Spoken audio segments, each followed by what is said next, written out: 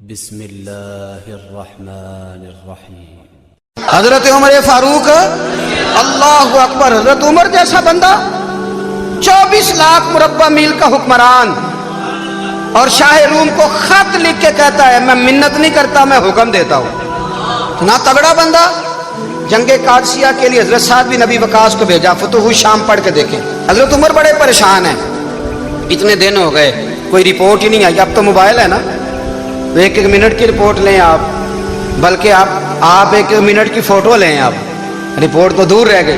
حضرت عمر فاروق رضی اللہ تعالیٰ عنہ بڑے پریشان ہیں کہ قادسیہ میں حضرت سعد بن ابی وقاص کے ساتھ لوگ جہاد کرنے گئے، رپورٹ کوئی نہیں آ رہی۔ اتنے پریشان تھے کہ باہر نکل کے نا اس رستے پہ بیٹھ جاتے جو رستہ قادسیہ کی طرف سے آتا تھا، اس جو بھی آتا جاتا پوچھتے جنگ کے کیا حالات ہیں۔ ادھر جب اللہ نے فتح دے دی نا تو حضرت سعد بن ابی وقاص رضی اللہ تعالیٰ عنہ نے نا ایک قاصد کو خط دے کے بھیجا، کہنے لگے عمر کے پاس جاؤ، انہیں اطلاع دو کہ الحمدللہ اللہ نے اسلام کو فتح عطا کر دی۔ یہ حضرت عمر کو جا کے دینا، وہ بڑے پریشان ہوں گے۔ وہ جو اس زمانے میں اس طرح ہوتا تھا کہ کئی دور دور سے صحابہ جو دوسرے شہروں کے ملکوں کے رہنے والے ہوتے تھے وہ بھی آ کے شامل ہو جاتے تھے جہاد میں۔ کوئی ایک دفعہ مدینے آیا، کوئی 2 دفعہ آیا، پھر اپنے اپنے علاقوں میں بہت سارے لوگوں نے زیادہ دفعہ حضرت عمر کو دیکھا بھی نہیں تھا۔ وہ جو قاصد خط لے کے آیا تھا نا، اس نے ایک آدھ دفعہ دیکھا تھا، حضرت عمر بوڑھے ہو گئے، وہ پہچانتا نہیں تھا۔ میری بات کی سمجھ آ رہی ہے آپ حضرات؟ ادھر سے وہ خط لے کے آ گیا۔ حضرت عمر مدینے سے باہر نکل کے اس روڈ پہ بیٹھے تھے جو قادسیہ سے آتا تھا۔ جب اس آدمی کو آتے دیکھا تو حضرت عمر اٹھ کے کھڑے ہو گئے، فرمانے لگے قادسیہ سے آ رہے ہو؟ وہ کیا کہتا ہے؟ پھٹے پرانے کپڑے، ٹوٹے ہوئے جوتے، سر پہ پرانی پگڑی، کہنے لگے غلام مدینے کے رہنے والے ہو؟ حضرت عمر کہنے لگے ہاں مدینے کا ہوں۔ کہا میں قادسیہ سے آیا ہوں، الحمدللہ اللہ نے اسلام کو فتح دے دی ہے، الحمدللہ کفر کی کمر ٹوٹ گئی ہے۔ اس نے یہ بات کر کے تو گھوڑے کو ایڑی لگائی، گھوڑا دوڑنے لگا مدینے کے، حضرت عمر بھی ساتھ ساتھ دوڑ رہے ہیں۔ فرمانے لگے اچھا بتاؤ خالد بن ولید کا کیا حال ہے؟ تھوڑا آگے جا کے فرمانے لگے اسامہ بن زید کیسے ہے؟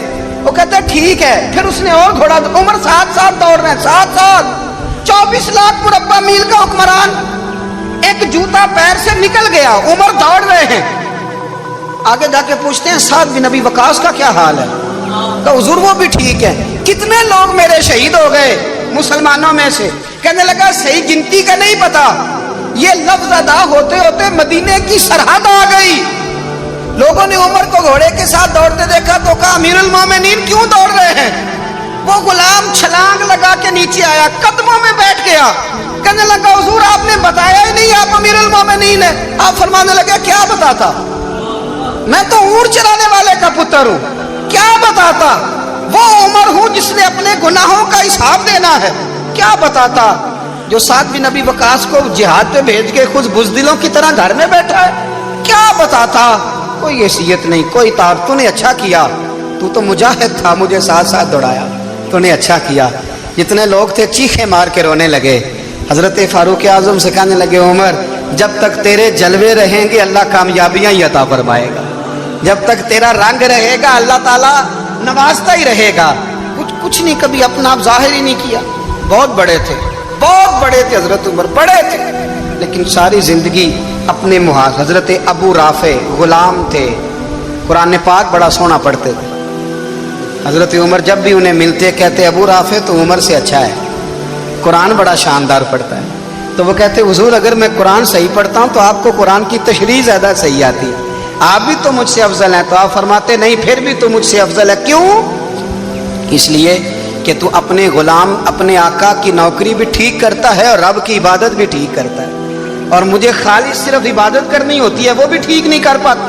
ساری زندگی اپنا محاسبہ، ساری زندگی اپنے گریبان میں دیکھا، ساری زندگی اپنے آپ کو پرکھا، اپنے آپ کو ٹٹولا۔ 62 سال عمر بیت گئی۔ حضرت حذیفہ بن یمان ایک صحابی تھے، میرے نبی کریم علیہ السلام نا ان سے راز کی باتیں کرتے تھے۔ ہر بندے کا ہاضمہ ٹھیک نہیں ہوتا، سب سے راز کی بات نہیں کرنی چاہیے۔ حضرت حذیفہ بن یمان کہتے ہیں حضور راز کی باتیں بتاتے۔ مدینہ منورہ میں جو منافقین تھے ان کی لسٹ بھی نبی پاک نے حضرت حذیفہ بن یمان کو دی تھی۔ جب کوئی مشکوک آدمی مر جاتا نا تو صحابہ کہتے ہیں ہم دیکھتے اگر حضرت حذیفہ نے جنازہ پڑھا ہے تو ہم بھی جنازہ پڑھ لیتے. نبی پاک نے بھی کچھ جنازے نہیں پڑھے. ترمذی میں ہے فرمایا عثمان سے جو بغض رکھے اس کا جنازہ نہیں پڑھیں گے. حضرت حذیفہ بن یمان اگر جنازہ پڑھتے تو لوگ پڑھتے, وہ نہ پڑھتے تو لوگ جنازہ نہ پڑھتے.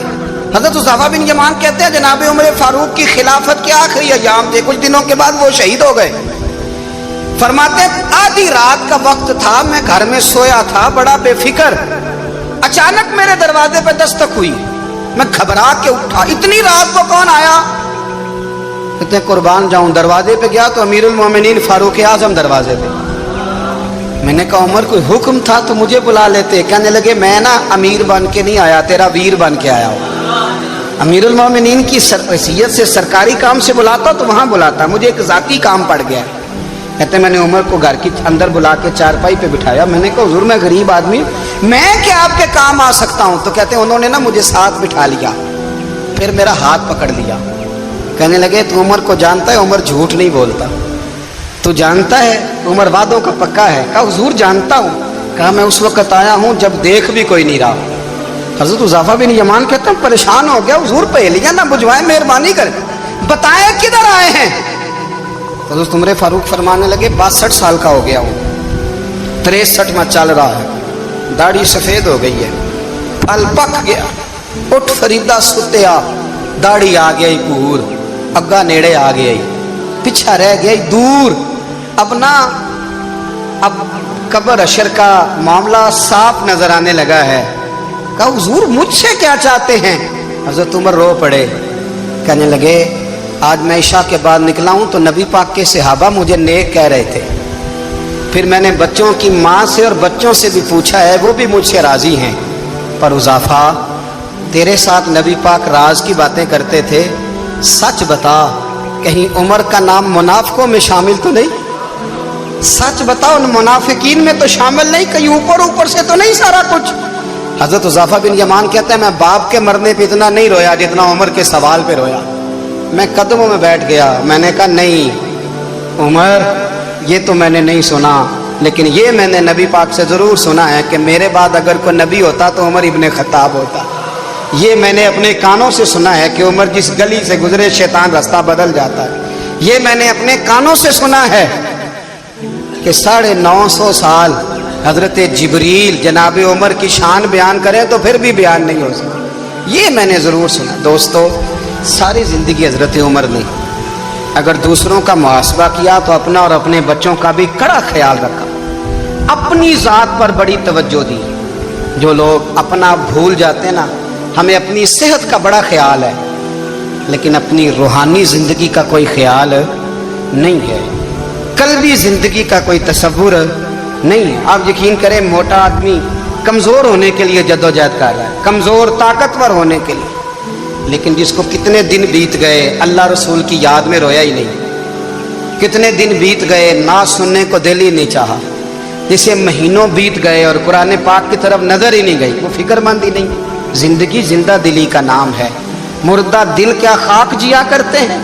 بھائی حضرت عمر کی زندگی دور حاضر میں ہمیں یہ سبق دیتی ہے کہ کڑی نگرانی رکھو اپنے پودوں کی, کڑا خیال رکھو اپنے ذاتی باغ کا, اور یہ جو تمہارے دل کی دنیا ہے یہ تمہاری روح کی زندگی ہے, اس کا محاسبہ کرتے رہو.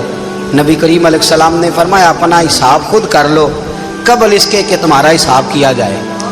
اپنا حساب بولیے, اپنا حساب. ہم ساری دنیا کا حساب کرتے پھرتے ہیں, کوئی کہاں سے کماتا ہے کہاں کھاتا ہے, پر اپنا حساب حضور نے فرمایا حساب کر لو قبل اس سے کہ تمہارا حساب. مولا علی فرماتے ہیں نماز پڑھ لو قبل اس کے کہ تمہاری نماز پڑھی جائے, نماز پڑھ لو قبل اس کے کہ تمہاری.